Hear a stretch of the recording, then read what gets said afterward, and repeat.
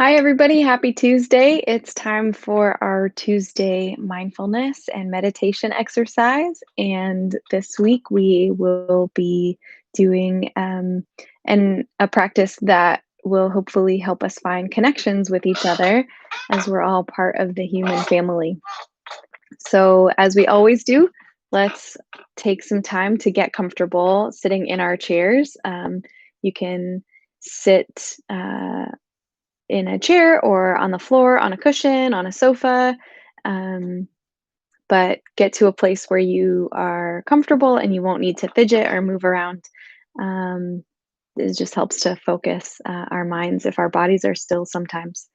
That's not to say that fidgeting is bad. I myself am a fidgeter, but let's find a comfortable, neutral position.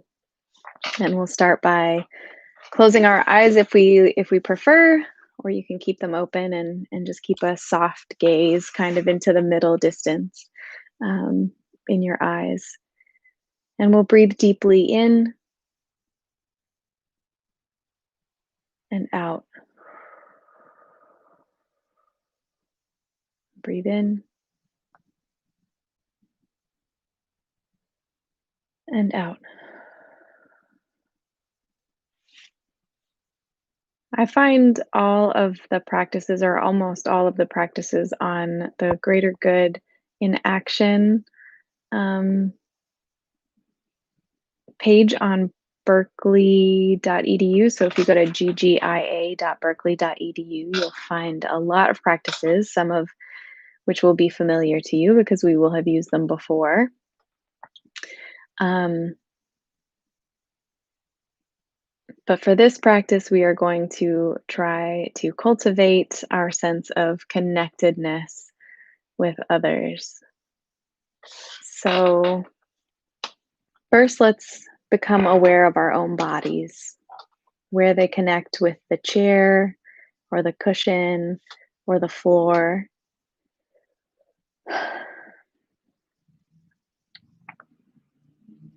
Become aware of the sounds that you hear. I just heard maybe a motorcycle driving by outside. I can hear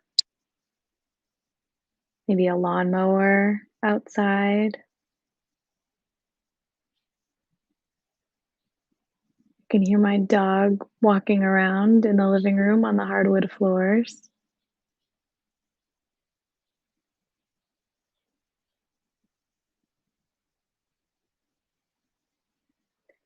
And finally, draw your awareness into your own breath,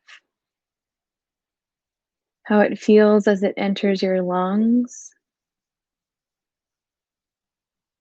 Maybe you can feel it mostly in your chest, like I can today. Or maybe you feel it mostly in your lungs or your stomach area or your diaphragm. Maybe you can feel it mostly in your nostrils or the back of your throat. Just become aware of your breath.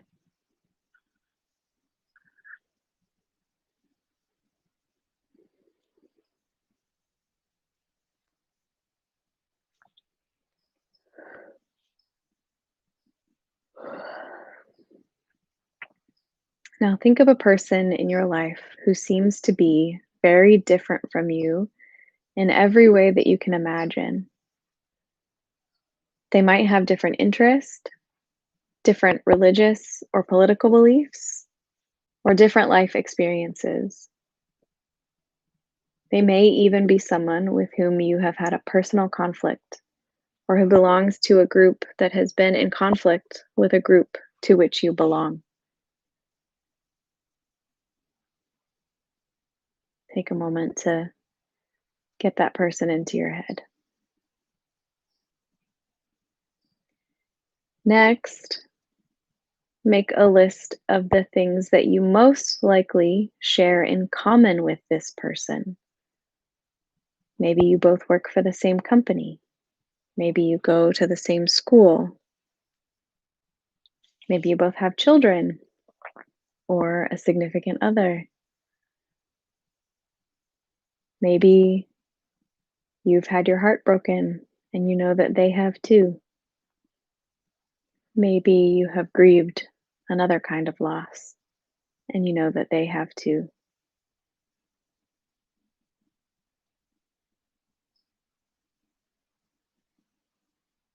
Maybe you've had a rough relationship with your parents and you know they have too. Or maybe you've had a loving relationship with your parents and you know they have too. Maybe you go to the same church. Maybe you root for the same sports team. Maybe you live in the same city. Just make a mental list of all the things that you can think of that you share in common with this person.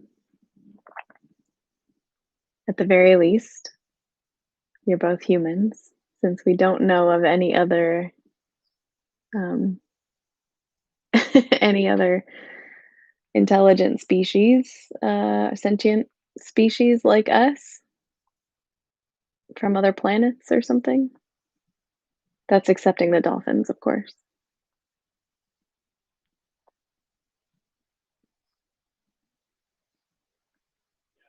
When you have made your mental list of things that you share in common with this person in your mind, review your list of commonalities. Do they make you see your person in a new light? Instead of simply seeing this person as someone unsimilar to you or as a member of a different opposing group, does the list of things you have in common help you to see this person as an individual, one who you might even share some things in common that are more than you are aware of? You might like the same toppings on your pizza.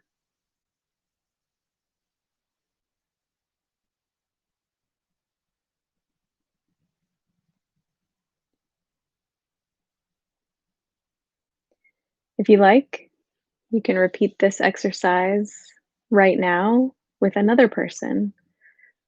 So think of another person with whom you share very little in common. Come up with a list of things that you know you share in common or that you might share in common. And then go over that list and think of how this makes you experience this person as an individual. And maybe think of even more things that you have in common.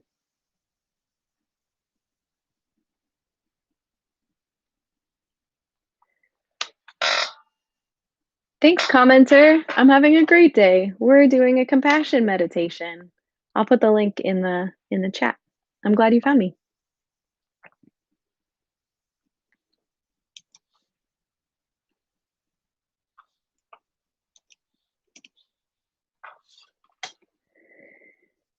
So, as you end your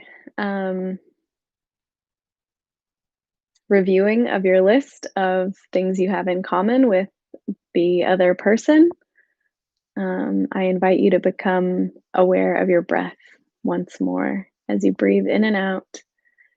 Just draw your awareness to how the breath enters your mouth or nose, how it enters your lungs, how it leaves your lungs and then exits your body. And we'll just breathe in and out in silence for a moment.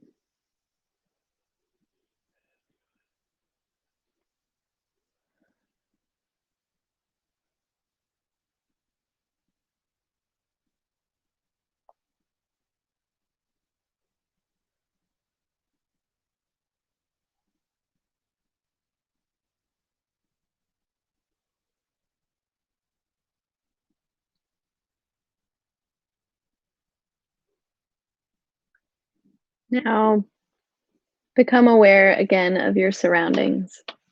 You can open your eyes if they've been closed. Listen for sounds that are occurring in your environment. I just heard my dog bark. I can hear my own stomach growling. Um, and expand your awareness to sight and touch and smell and taste. And conclude your practice. You can use this practice anytime you meet a new person, a stranger, instead of seeing them as the other. Hopefully, it will help us all see each other as fellow sojourners, members of our human family.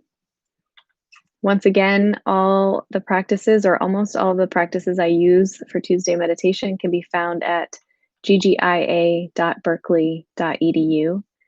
And I hope this was meaningful for you and that you have a very happy Thanksgiving. No sing along this week as we'll be enjoying our Thanksgiving turkeys, but I hope you have a great holiday, even though it will be very different this year, and a wonderful weekend. And I will see you again next week. Bye bye.